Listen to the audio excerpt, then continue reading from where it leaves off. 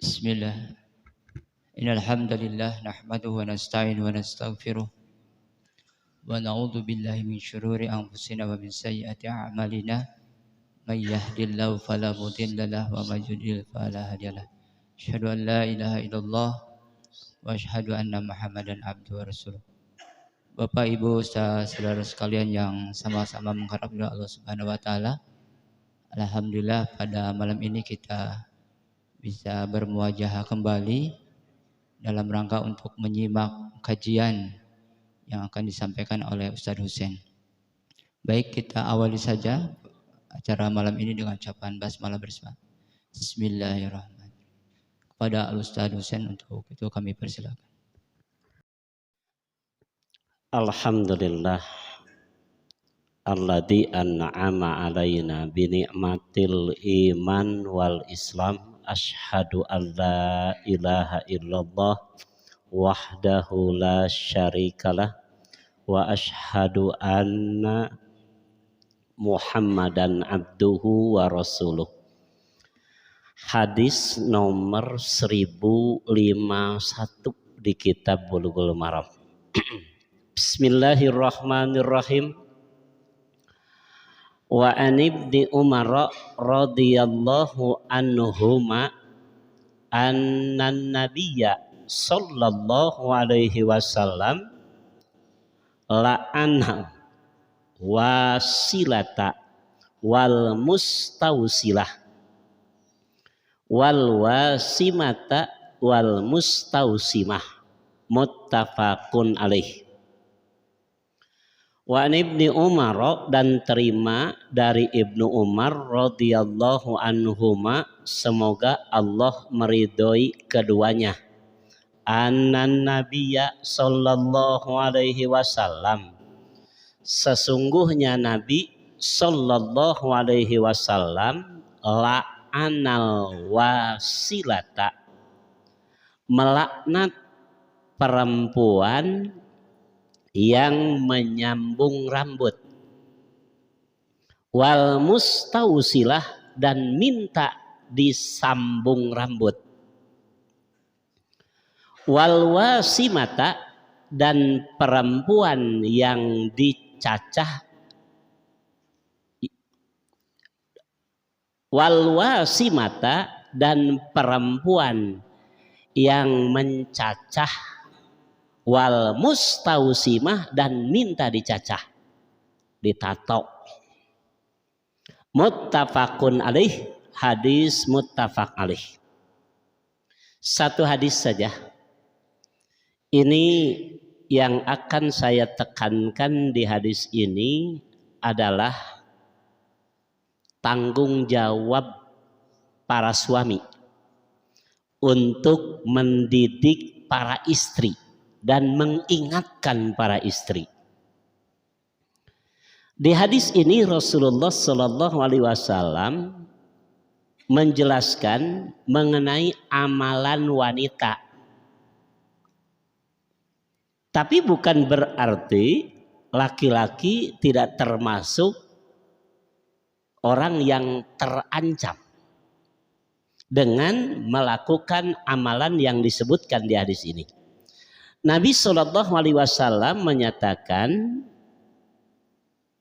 wanita yang disambung rambut dan minta disambung rambutnya. Satu. Kedua, wanita yang ditato, ya, mentato dan minta ditato. Nabi Shallallahu Alaihi Wasallam menyebutkan dengan bahasa di sini la'ana, melaknat. Jadi bukan hanya terlarang, bukan hanya tidak boleh, ya, tapi Nabi menyebutkan dengan bahasa la'ana.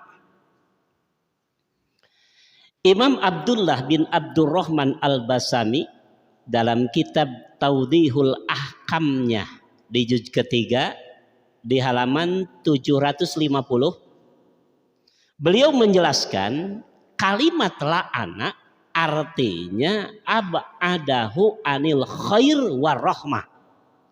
Ini berat sekali ya. Nabi SAW melaknat. Apa yang dimaksud laknat itu? Nabi menjauhkan orang ini yang dilaknat tadi, anil khairi, dari kebaikan, warrohmah, dan dari menerima rahmat. Artinya orang yang terlaknat sudah tidak akan menerima kebaikan Allah dan sudah tidak akan menerima rahmat Allah. Ini bahaya sekali.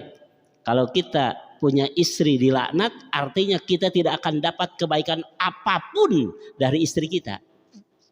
Makanya ini harus dijauhkan.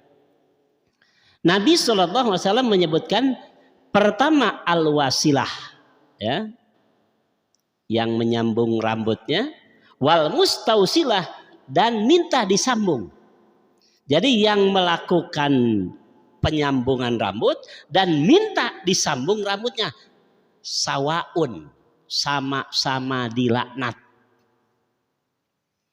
Kedua, al-wasimah wal mustausimah, orang yang mentatonya dan minta dibikinkan tato. Nah ini ada orang yang menerangkan bikin karang palsu itu termasuk al-wasimah. Ada itu yang mengatakan seperti itu. Kita harus tahu dulu apa yang disebut al-wasmu dalam bahasa Arab.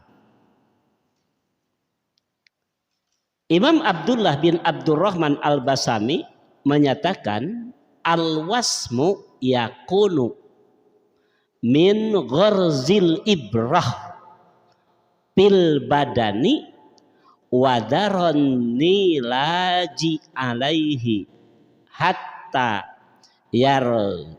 yazraqqa asarahu au yahdarra. Ini natijahnya. Yang disebut tato teh cenah naon. Apa yang disebut cacah atau tato? Seorang memasukkan jarum di kulit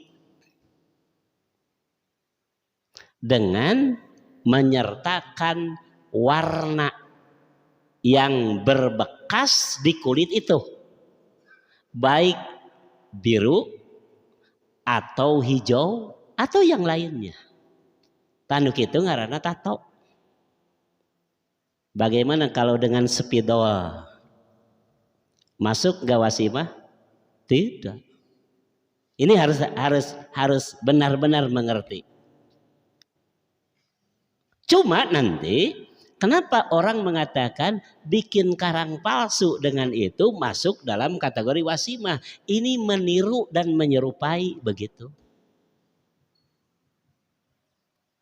Jadi sebenarnya yang disebut tato atau wasimah itu memasukkan jarum di kulit dengan bahan pewarna sehingga ada bekas di kulit itu warna. Tanuk itu ngaranna tato. Inilah yang terlaknat dalam hadis ini, baik yang bikin atau yang minta dibikinkan. Nah makanya dulu pernah rame-rame orang menghapus tato begitu. Karena memang secara hukum seperti ini. Cuma pertanyaannya nanti kalau orang sudah bertato begitu ya, lalu dia insaf bertobat, apa harus dihilangkan tatonya? Kalau bisa hilangkan. Ya, tapi kalau sekiranya ya menyiksa diri, barangkali dibiarkan pun tidak apa-apa. Ya. Tapi alangkah baiknya kalau dihilangkan. Itu kalau bisa. Dulu kan dengan cara disetrika begitu kan gitu. Itu kan menyiksa diri. Biarkan saja. Dan saya punya pertimbangan, alangkah baiknya orang bertato tapi soleh dibanding jalma nu teu tatoan tapi baragajul. Gitu ya. Kira-kira mending nu mana mun milih? Ya milih nu teu tatoan soleh ngan lain pilihan nu kitu, Pak. Gak apa-apa. Jadi nanti ya dipertanggungjawabkan di hadapan Allah.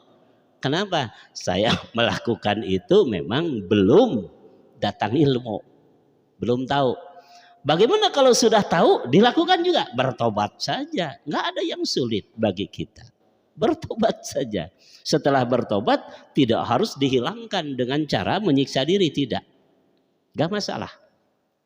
Nah, cuma kalau sengaja orang bikin itu, ya, atau minta dibikinkan, padahal dia tahu, maka ini kena laknat. Nah,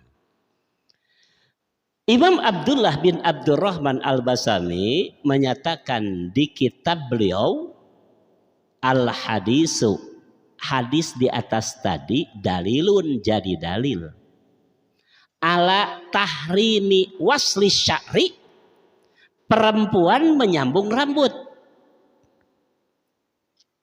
wal wasmi, juga perempuan dicacah,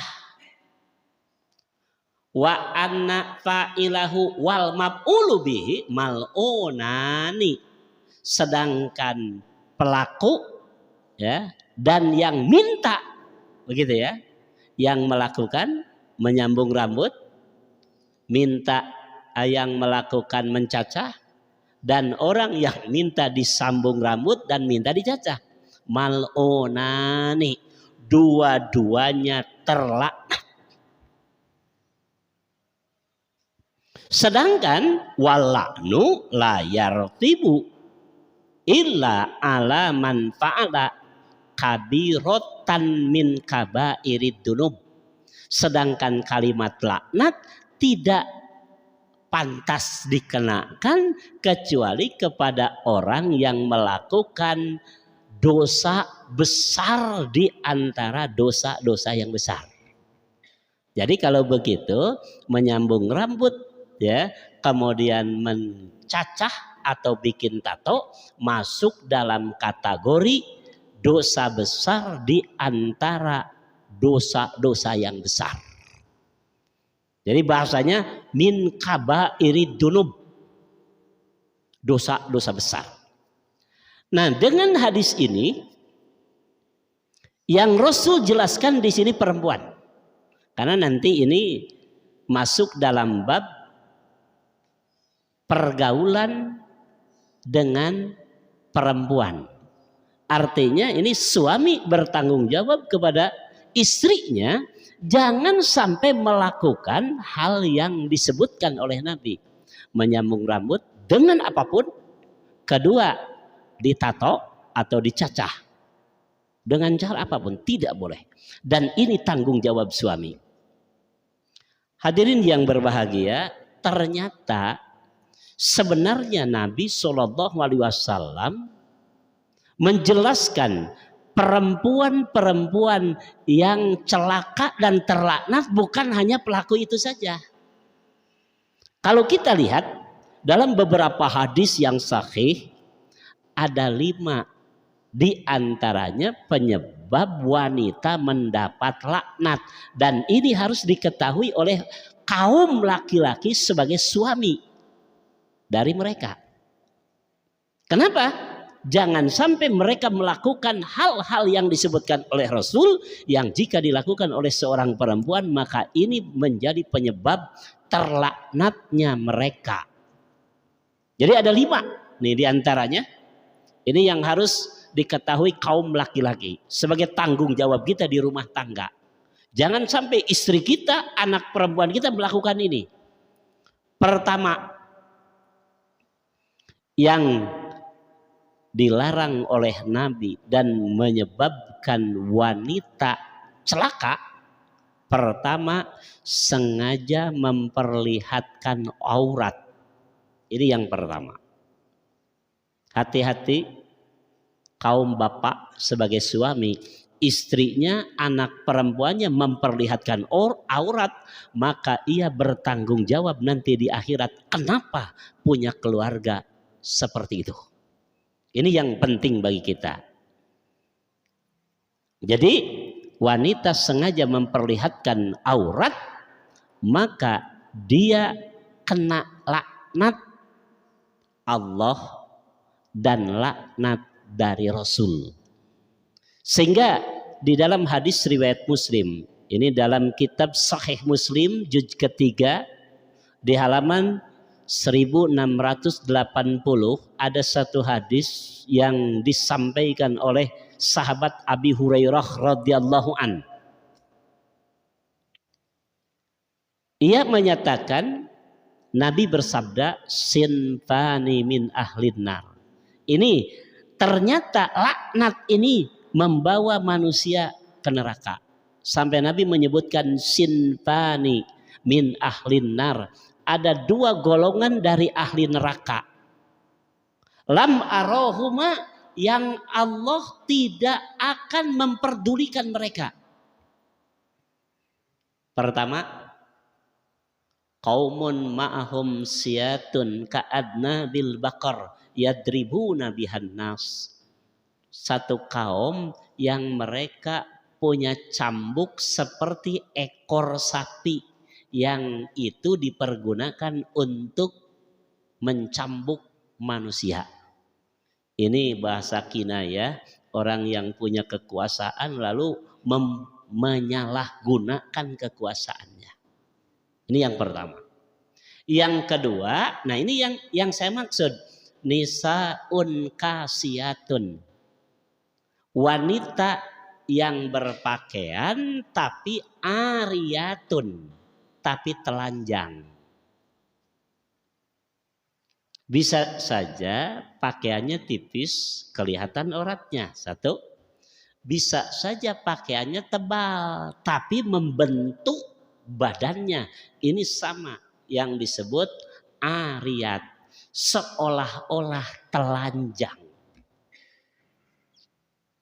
Ini yang disebabkan amalan inilah wanita kena laknat Allah sampai dia dinyatakan min ahlin nar.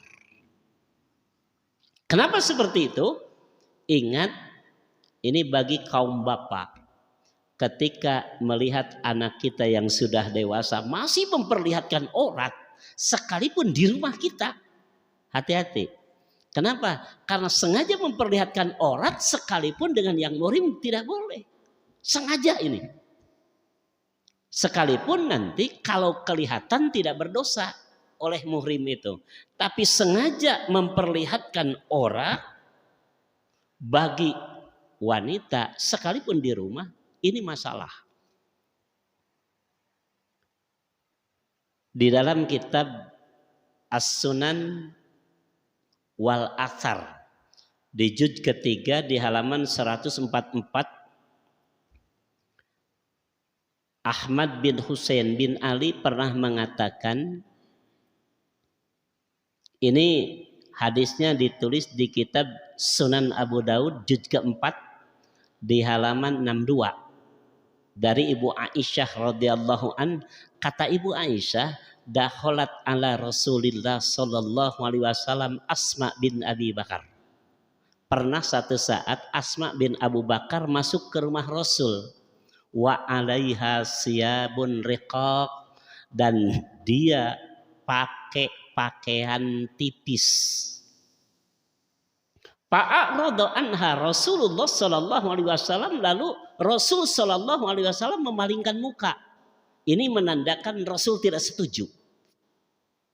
Waqala, dan Rasul bersabda, ya Asma, wahai Asma, innal mar'ata idza balagatil mahid lam tasluh ayyura minha illa hadza wa hadza, wa asyara ilal wajhi wal kaffi. Nabi sampai menyebutkan, wahai Asma, innal mar'ah, sesungguhnya perempuan itu idza balagatil mahid, apabila sudah sampai dewasa, lam tasluh, tidak boleh, ayyura minha, terlihat darinya, illa hada wa hada. Nabi mengisyaratkan hada wa hada. Jadi perempuan yang sudah balik di rumah saja tidak boleh memperlihatkan aurat dengan sengaja. Ini Nabi. Kira-kira Asma dengan Nabi itu muhrim bukan? Muhrim bukan? Adik ipar kan? Artinya saat Ibu Aisyah itu jadi istrinya, dia muhrim. Tapi Nabi menyatakan, wahai Asma, sesungguhnya perempuan itu kalau sudah balik tidak boleh ada yang terlihat dari dirinya kecuali ini dan ini. Nah, dengan hadis ini jadi bukti dan dalil bahwa perempuan boleh kelihatan muka dan telapak tangan. Boleh. Ini dalilnya.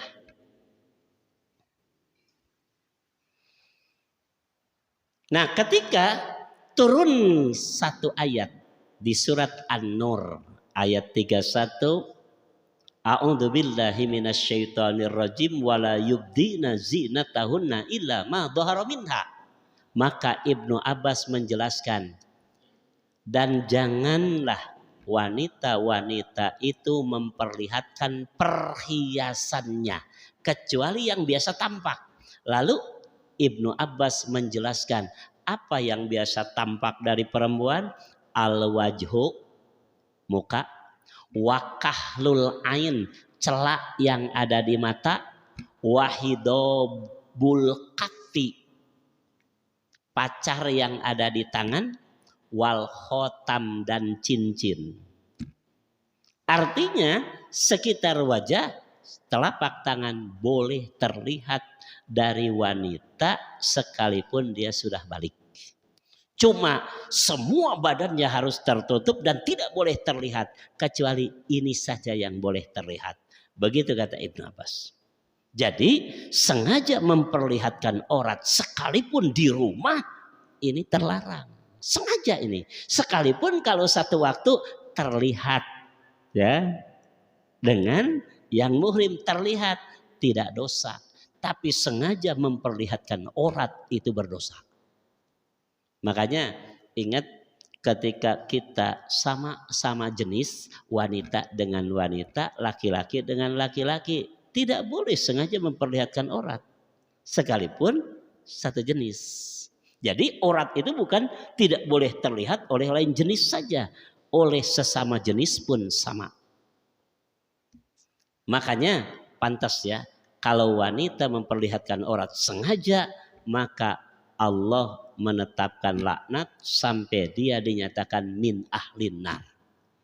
Malah para ulama menyatakan wanita yang sengaja memperlihatkan aurat tidak akan pernah bisa ke surga. Ada yang tahu buktinya? Secara dalil dalam Al-Quran, orang yang terbuka auratnya tidak akan bisa masuk surga. Bisa nanti dilihat di surat Al-A'raf ayat 22. Mengenai kisah Adam dan Hawa yang melanggar larangan Allah memakan pohon di surga. Allah berfirman, "Falamma dzaqas syajarah." Ketika Adam dan Hawa mencicipi pohon yang ada di surga, badat lahuma sau'atihima, tanggallah pakaian keduanya sampai auratnya kelihatan. Sehingga Allah berfirman, ihbitu, turunlah kalian dari surga. Jadi satu bukti, kalau ada pertanyaan apakah ada orang yang tidak tutup aurat ke surga, nuges di surga ge terbuka aurat mah titah keluar. Ini dalilnya surat Al-A'raf ayat 22. Jadi usahakan ini bagi kaum laki-laki yang jadi suami di rumah, ini harus diperhatikan istri kita, anak perempuan kita. Jangan sampai sengaja memperlihatkan aurat. Yang kedua, menyerupai laki-laki. Sekalipun pakaiannya misalkan sopan, tapi menyerupai laki-laki ini haram dilakukan. Baik dalam gaya, ya, bergaya, berpakaian, mencukur rambut. 3 hal ini terlarang dalam agama dilakukan oleh perempuan. Gayanya, Ya, yang dalam hadis disebut mukhonnisin minar rijal, mutarojjilat minan nisa. Perempuan bergaya laki-laki atau laki-laki bergaya perempuan. Dua, berpakaian sebagaimana dijelaskan dalam kitab Sunan Abu Daud di juz keempat, hadis dari Abi Hurairah radhiyallahu an, Nabi menyatakan la'ana, dilaknat, ar-rajulu, laki-laki, yalbasu libsatal mar'ah, yang memakai pakaian yang identiknya dipakai perempuan. Wal mar'ah, dan perempuan, talbasu libsatal rajul, yang memakai pakaian yang identik pakaian itu dipakai oleh laki-laki. Ini terlaknat. Malah Nabi juga melaknat wanita yang mencukur rambut seperti mencukurnya rambut laki-laki. Jadi gaya pakaian bercukur ini tidak boleh wanita meniru dan menyerupai laki-laki. Kemudian yang ketiga, menyambung rambut. Ini barangkali dianggap enteng. Padahal Nabi SAW menyebutkan di kitab Sahih Al-Bukhari di juz ke-7 di halaman 165, hadis dari Abi Hurairah radhiyallahu an. Nabi menyatakan dengan bahasa la'anallah, Allah melaknat, al-wasilah wal mustausilah, menyambung rambut dengan apapun ini terlarang dalam Islam, sekalipun dengan maksud yang penting. Contoh, ada seorang perempuan, ini tertulis ini di kitab Sahih Muslim juz ketiga. Ini kisah seorang perempuan yang datang kepada Nabi SAW dan ia berkata seperti ini, ini zawaztu ibnati ya Rasulullah, aku ini mau menikahkan putriku. Bayangkan ini, kisahnya ini seorang yang akan menikahkan anaknya. Begitu mau ditikahkan anak perempuannya, patama rokosya'aru roksiha, ternyata dia sakit sampai rontok rambutnya, nepika bolenang dugul.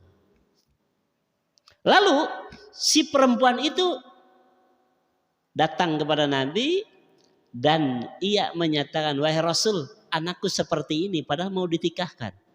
Dan aku ngomong dengan calon suaminya, calon suaminya menyetujuinya. Wajaujuha yastahsinuha, calon suaminya itu setuju kalau si pengantin perempuan itu disambung saja rambutnya biar tidak kelihatan bahwa dia itu rontok rambutnya. Apa asilu ya Rasulullah, bolehkah aku sementara menyambung rambut anakku? Iya mah pas dek nikah, dek nikah. Karena sehari-hari dia tahu terlaknat. Ia madek nikah. Bayangkan. Panahaha. Lalu Rasul Sallallahu Alaihi Wasallam melarang perempuan itu. Ini menunjukkan bahwa haramnya wanita menyambung rambut dengan apapun. Dalam hadis lain diterangkan jazaro. Jazaro itu benar-benar terlarang dengan keras. Jazaro. Ini yang ketiga. Yang keempat, bikin tato, mencukur alis, dan meratakan gigi untuk mempercantik diri. Hati-hati. Ya, bikin tato, mencukur alis. Ya, ada yang menghabiskan alis diganti dengan apa? Dan meratakan gigi dengan niat mempercantik diri. Ini terlaknat. Berdasarkan hadis di dalam kitab Sahih Al-Bukhari juz ke-6 halaman 147 dari Abdullah, Nabi bersabda, la'anallah al-wasimat wal mustausimat. bikin tato, dan yang minta dibikinkan tato, wal mutanammisat, yang menghabiskan bulu alis dengan cara apapun, dikerok, dicabutan sama, menghabiskan bulu alis, wal mutapallijat, dan meratakan gigi, lil husni, untuk mempercantik diri, al mughayyirat khalqallah, yang termasuk merubah ciptaan Allah yang ada pada dirinya. Barangkali dengan hadis ini termasuk mengganti hidung dengan cara apapun. Nu asalna pesek jadi mancung, nu asalna mancung dibikin pesek, sama. Ya, sama hukumnya itu. Al-mughayyirat khalqallah, dan ini menjadi penyebab la'anallah, Allah melaknat. Yang kelima, yang terakhir, wanita yang meremehkan kebaikan suami.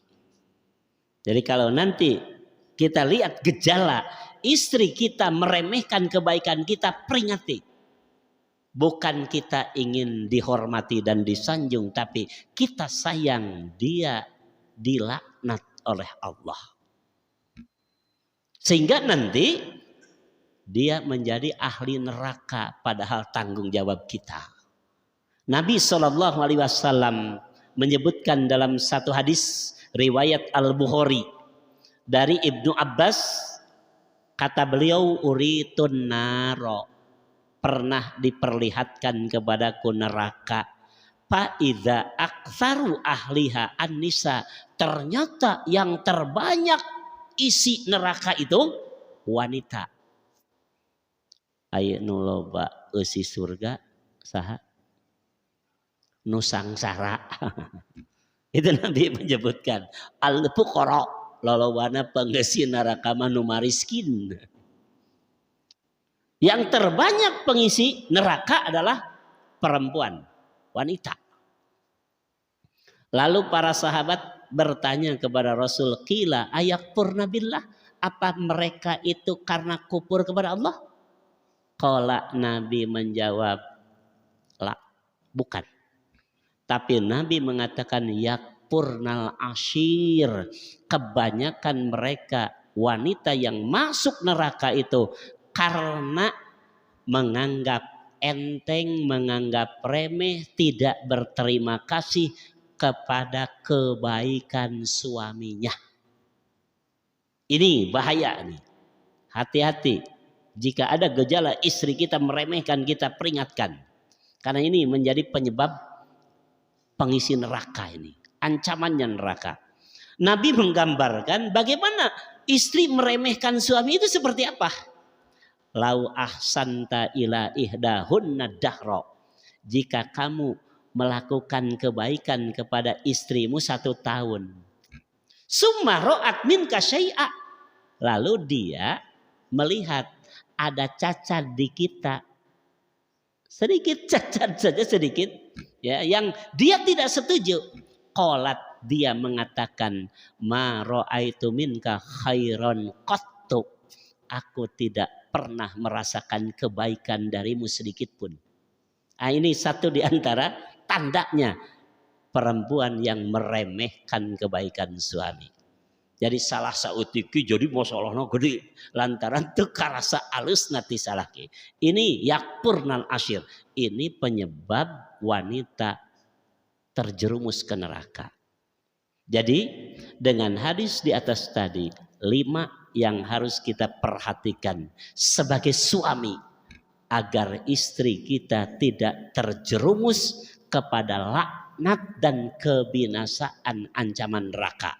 Pertama, ya, jangan biarkan perempuan sengaja memperlihatkan aurat. Yang kedua, jangan biarkan perempuan menyerupai laki-laki. Yang ketiga, jangan biarkan mereka menyambung rambut dengan apapun. Yang keempat, jangan biarkan mereka bikin tato. mencukur alis dan meratakan gigi dengan niat mempercantik diri. Yang kelima, jangan biarkan mereka meremehkan kebaikan suami sampai suami membencinya.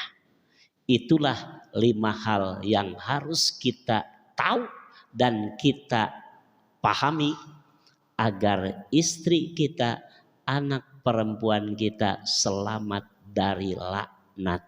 Itu saja barangkali yang dapat saya sampaikan. Mudah-mudahan ini menjadi tambahan ilmu bagi kita semua. Barakallah li walakum. Wassalamualaikum. Alhamdulillah. Bapak Ibu Saudara sekalian, barangkali ada yang ditanyakan, mangga. Silakan kalau ada pertanyaan. Silakan. Oh, Paul. Mangga, silakan kalau ada. Syukur kalau nggak ada. Ada. Oh, ada ya. Mangga, silakan Pak Haji. Terima kasih. Terima kasih Pak Ustadz penjelasannya tadi. Tadi juga salah satunya dijelasin bahwa kalau perempuan jangan sampai meniru laki-laki. Oleh karena itu kan kalau di kita ini kan ada kayak koat atau polwan gitu ya. Nah ini berarti kalau muslimah apakah masih bisa itu menjadi koat atau polwan atau kowal? Wanita angkatan darat, wanita polisi itu Pak. Kan mereka ketika latihan kan seperti laki-laki, pakaiannya juga seperti laki-laki. Iya. Terima kasih Pak Ustadz. Polwan. Kowat itu angkatan darat, kowal angkatan laut, polwan itu polisi Pak. Iya. Polisi juga sama begitu kan? Iya. Wanita seperti itu. Iya. Apa termasuk ya gitu? Nabi Shallallahu Alaihi Wasallam ya menjelaskan. Ini tadi yang saya jelaskan, wanita menyerupai laki-laki, ya. Yang disebut dalam bahasa hadis mutasyabihin, mutasyabihat. Itu bahasa Imam Al-Bukhari ya. Dalam hadisnya bisa dilihat di juz ke-7 di halaman 159.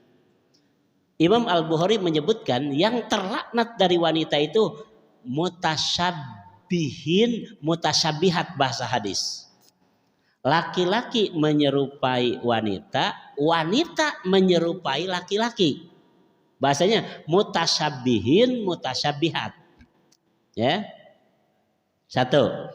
Tadi saya jelaskan satu dalam bergaya. Itu. Jadi gayanya ini. Dalam bahasa hadis, laki-laki menyerupai, gayanya itu menyerupai perempuan. Disebut ya muhonnisin. Sedangkan perempuan menyerupai laki-laki disebut mutarojilat. Dua-duanya terlaknat. Ini gaya. Ya. Itu bisa dilihat di kitab Musnad Ahmad juz ketiga di halaman 457. Hadisnya dari Ibnu Abbas radhiyallahu an.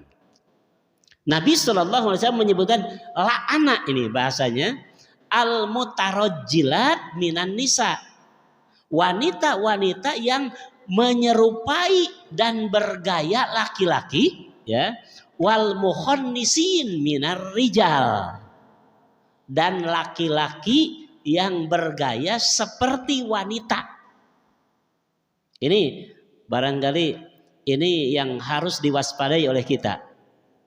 Istri kita, keluarga kita malah nonton di televisi laki-laki yang bergaya perempuan, terlaknat. Hati-hati itu. Orang pun resep kan gitu teh. Mau nonton lu gitu. Makanya jelema dilaknat maka ditonton. Ini pentingnya ilmu bagi kita. Ya. Sampai ya Nabi SAW pernah menyebutkan akhrijuhum min buyutikum. Kalau ada orang seperti itu, keluarkan dari rumahmu. Diusir begitu. Dan Rasul mengusir ya, seseorang yang bergaya seperti itu. Kemudian Umar pun mengusir orang yang bergaya seperti itu. Sampai Ibnu Abbas menyebutkan ketika Nabi SAW menyatakan akhrijuhum min buyutikum. Kalau ada orang seperti itu, keluarkan dari rumahmu, usir dari rumahmu. Qala Ibnu Abbas menyatakan, Pak akhroja Rasulullah SAW pulanan. Rasul pernah mengusir si Fulan. Yang gayanya itu laki-laki bergaya perempuan, perempuan bergaya laki-laki. Lalu kata Ibnu Abbas juga wa akhroja Umar pulanan. Malah Umar juga mengusir orang seperti itu. Ini sunnah bagi kita. Coba di kita seringkali malah jadi tontonan. Resep deh nonton lu gitu. Ini tanda orang tidak tahu ilmu. Penting ini. Ya. Ketika keluarga kita nonton ya orang seperti itu, matikanlah. TV-nya juga matikan. Kenapa? Terlaknat orang seperti itu. Masa kita kagum dan suka dengan orang seperti itu. Begitu. Bahasanya akhriju min buyuti. Aya di imah we keluarkan. Hartina mun aya dina televisi pareman. Sama kan? Gitu, seperti itu. Ini gaya berpakaian, bahasanya ya yalbasu libsah. Perempuan pakai pakaian laki-laki, laki-laki pakai pakaian perempuan. Lalu bercukur. Ya. Jadi kalau tadi pertanyaan bagaimana dengan wanita seperti itu? Nih keterangan-keterangannya. Wallahu a'lam. Mangga cekap. Kalau wanita itu identik dengan kuku panjang, apakah memang benar atau seperti apa di sunnah Nabi biasanya? Wanita?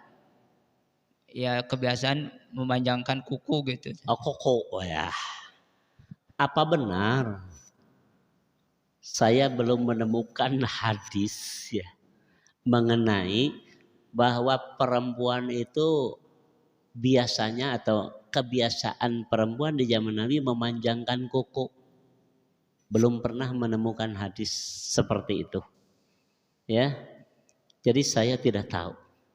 Cuma ini menurut adat dan kebiasaan orang yang memelihara kuku orang kedul gitulah. Ini ada ini yang saya jawab ada. Kenapa? Karena orang yang biasa kerja gak mungkin memelihara kuku, gak mungkin. Kenapa? Ya ngubah wadah kaganggu begitu seperti itu ya. Ini malah seringkali ini yang sering saya perhatikan orang atau perempuan yang suka memelihara kukunya biasanya jarang memperhatikan tugas keluarganya. Gitu. Nukudu nyusuhan cetrek koko begitu seperti itu. Ya. Itu ada. Tapi saya belum menemukan hadis yang menyatakan bahwa perempuan di zaman Nabi kebiasaannya memanjangkan kuku. Enggak. Tapi kalau ya di zaman Nabi wanita biasa pakai pacar itu ada hadisnya. Ya memanjangkan kuku saya belum tahu. Tapi kalau ada yang sudah ya baca hadis seperti itu, tolong kasih tahu saya untuk perbendaharaan ilmu. Cukup.